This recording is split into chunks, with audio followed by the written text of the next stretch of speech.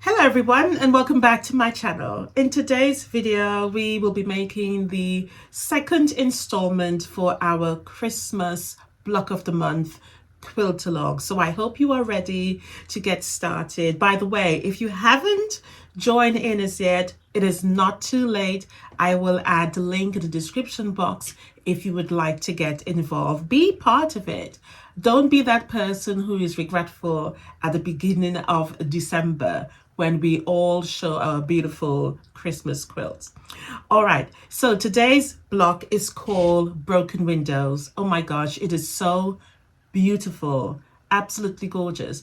I would like you here to think about fabric placement. We are working with lights and darks, and you will see what I have done with my particular block. It's a beautiful block. It reminds me of stained glass, and I can see this block being repeated and making a really beautiful quilt. So if you're excited to learn more about this block, let's get started. Let's dive into it and let me know what you think of the block at the end of the video.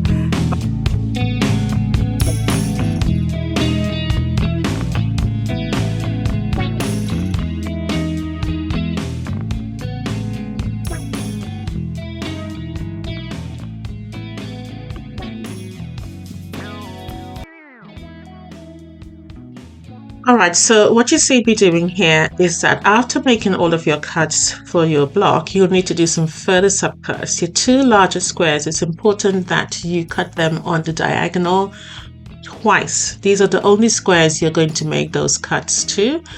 All right, so that's important that you remember to do that. Okay, just make sure that all of your sizes for the block is measured correctly. Our next point is to turn to all of the other squares that's on the table. You will have at least, I think, the smaller reds and the sizes that I'm cutting down here. A lot of the sizes are repeated, so you're going to cut those once on the diagonal.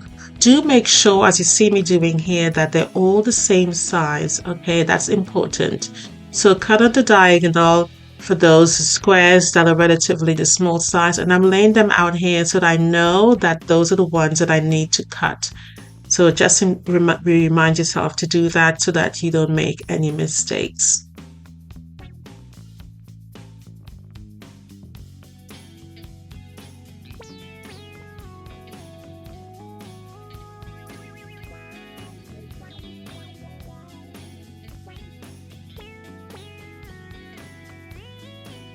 At this point here, I literally forgot to cut one more, and so I'm going to do that now. Again, had to go back in. I thought I doubled the fabric when I cut. Now, the reason why I said ensure that it's the same size, because I did this here. I take the first block and I place it on the fabric and just cut it around it rather than measuring with the ruler. So just ensure that if you were to take that shortcut, that it is the same size, and you can see me just continuing with the diagonal cut. So just be reminded of that if that's the option you choose to do with. I'm also just double checking again that looking at the pattern that it is the doing the right thing. These blocks can get a little bit tricky, and this particular square here, I did not iron this part. It was some leftover fabric that I found and I thought it will work. The size was correct, so I was just making sure and trimming it up. Again, sometimes the minute sizes, if it's incorrect, can be a little bit tricky in making sure the whole block is aligned correctly. All right, so that's the reason why I'm being a bit particular in ensuring that the size of the square is correct. So I'm going to go ahead now and start with my center block here. The block measures at 15 finish, so it will come up at 15 and a half once you've made it. But as you put it into the quilt by the end of this series, you will have a 15-inch block. So that's the finish size. Always remember when it refers to the finish size, because on the pattern it says finish size, and most quilt patterns will say that. So that's just to let you know that it will finish at 15. So that again is the complete size within the quilt itself once the quilt is made or being sewn together into a quilt top. But when it's at this stage, it is going to be 15 and a half. All right.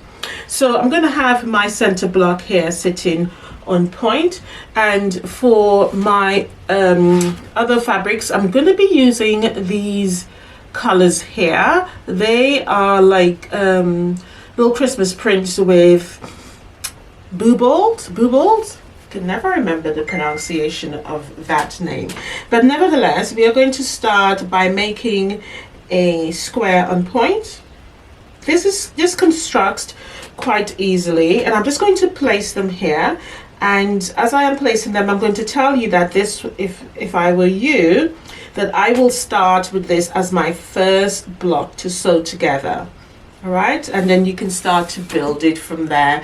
I mean, a lot of these blocks are variations of using the same sort of I don't want to use the word rituals, but you know, format in reference to how you would actually make the block itself. All right, so then I will move into my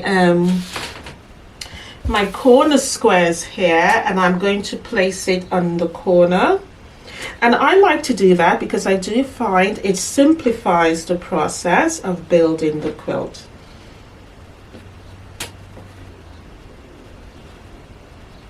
Again, I cut 3. What is wrong with me? Oh no, sorry. Telling myself off for no reason. I have 4. Panic over. Next, we're going to add the red. Well, first of all, what I will do to make it a lot more clearer is add my other square there. Just put those to the side. My other square there. Again, I'm just trying to simplify the process for you, because I know sometimes, you know, it can be a little bit fuzzy in the head if you're not sure where, you know, the pattern is going. And then what I am going to do is to then add one there, one there,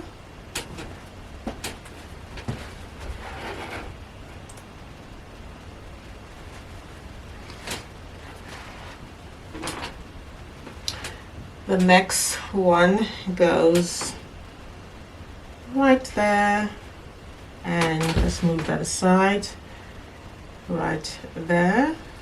And let's do the 4 corners now, so that, just bear in mind that obviously these here are not sewn together, so some may look larger than some, so don't panic. It is correct. It is definitely correct.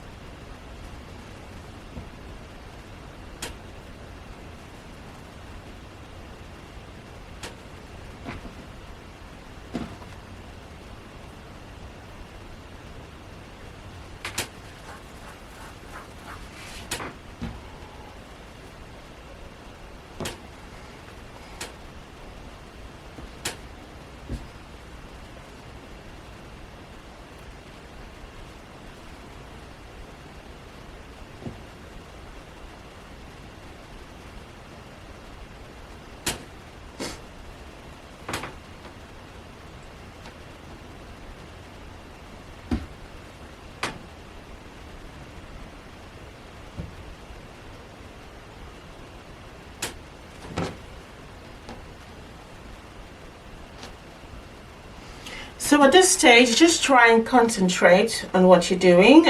Try not to rush the process. These things can get very overwhelming quite quickly, and that's when the mistakes tend to happen. So just take your time, no rush, you know, and then do it in the way that your brain kind of registers it easily. Just take it. Notice at times I'm not talking to you. I am just concentrating, because at the end of the day, you know, how you build it is very likely is how you're going to sew it together. So just be mindful of that. You know, during the quiet moment when, you know, no one's harassing you at the house. You know how there's always someone there to harass you. Right, so and then basically all you need to do then is follow the same format all the way around. So we've done these two here.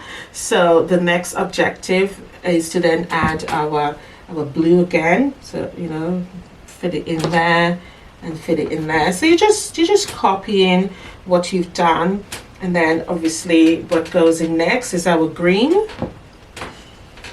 So the green and the squares or the empty spaces actually shows you how it should be aligned, basically. You know, once you've added that blue triangle there, it literally tells you, well, my half square triangle should fit this way, and ideally it makes sense, you know. And as you grow in building the block, your confidence grows. You're like, oh, okay, I'm doing it correctly. It's right. It's looking as it should on the picture. Right, and then obviously, so we've got our 1, 2, 3, 4 here fitted in. So our next stage now is to do this one. And where to go? This one, notice it's all the, like, sort of an arrow, isn't it? That broken window has been crushed in the middle, and all of them, you know, has sort of made a very similar pattern. So right, so the next stage at this time, we're going in with our contrast now, is to add, oh no, look at that, I made a mistake. I just realized instead of putting the white here, I put green. So the green goes at the top with the white. Yeah, I put, if you could notice, I put the two dark colors together. That is incorrect. It goes here with the lighter color, and we want that transition of that bubbles print to be continued outside. So just be mindful of that. Sometimes it's good that I make the mistake and you can see for yourself how easy it is to these things to be done. So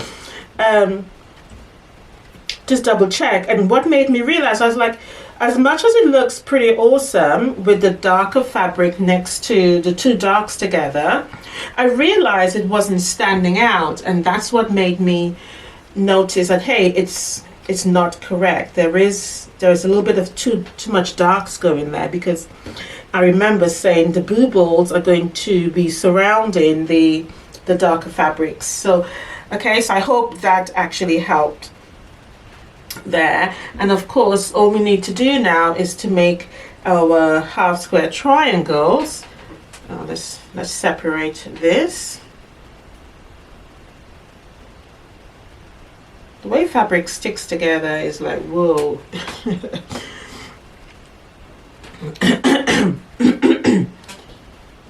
Nice one goes there. Move that out a bit. And the red goes there, because we want, let's try and get some space here. We want that there, and we want the extra triangle there, and the white there. Don't be worried about it not fitting. As I said, we know the block is not sewn together. It will all work. Let's separate these just so that they fit in, so that your eyes can see the vision.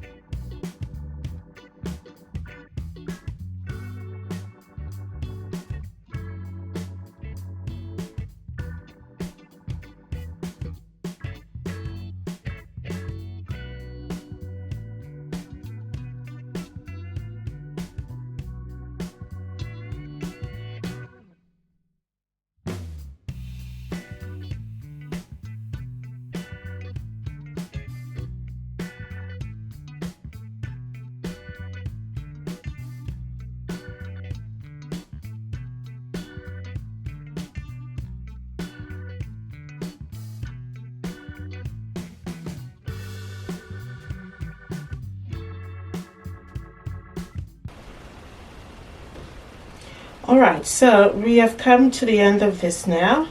So hopefully you can see it comes out really big, doesn't it? It's a beautiful broken window. And as I said, it just reminds me of that window pane. I don't know why, but I was certain, as I said. But nevertheless, let's talk about sewing this together. So quite relatively easy. So basically, we are going to sew these two together to make the half square triangle.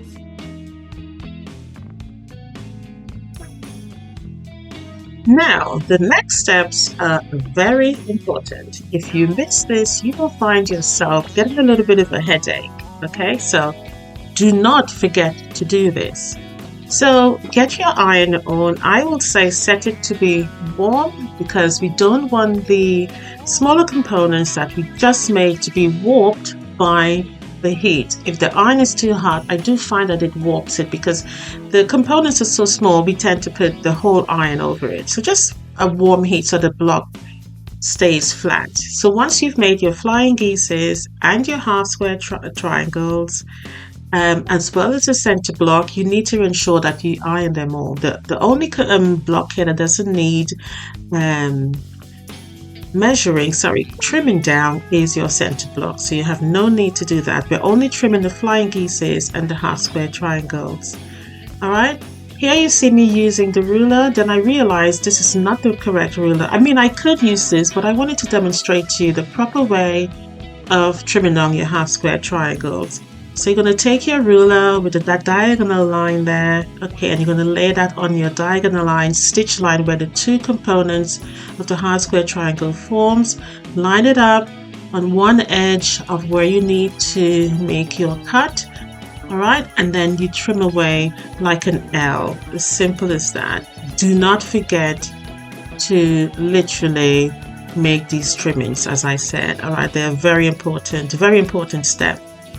Okay, so the pattern will actually tell you that also so that you are not confused by it and you wouldn't forget. So I've actually put it in there for you. All right, so I'm going to go ahead and finish all of this and then we will move on to the next stage. Okay, so we're going to go ahead with the layout, making sure your flying geeses are together. We want the greens on top, as you can see, greens on top, the blue in the middle with the diamond on point. Here. So we want all of those triangles coming together towards the middle, all right? Flying geeses tip together toward the middle. Again, we're going to line up here,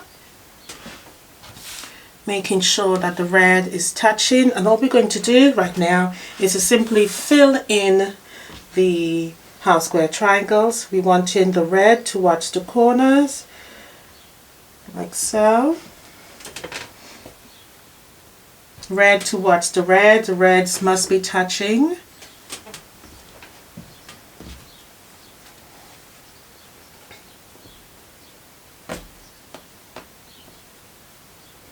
Sewing this together is going to be very easy now. I mean, we have more or less gone through the process whereby it's not that difficult anymore. And this is a progression here now of sewing into a four patch, these two here, and then obviously you will bring these rows together, and then we've got these rows here, these rows here. Again, we come back to another four patches in the corner here. So if I were you, I would sew all my four patches first, and then I would go ahead with the flying geeses together. Once that's done, I then sew it together as a 9 patch, and your block is completed. So I'm going to go ahead and then I'll present the block to you. Beautiful, simplistic block. Make sure all of your components here are ironed. I'm just going to do this one, and then we can move on to presenting the block to you, and you will see what this broken window looks like.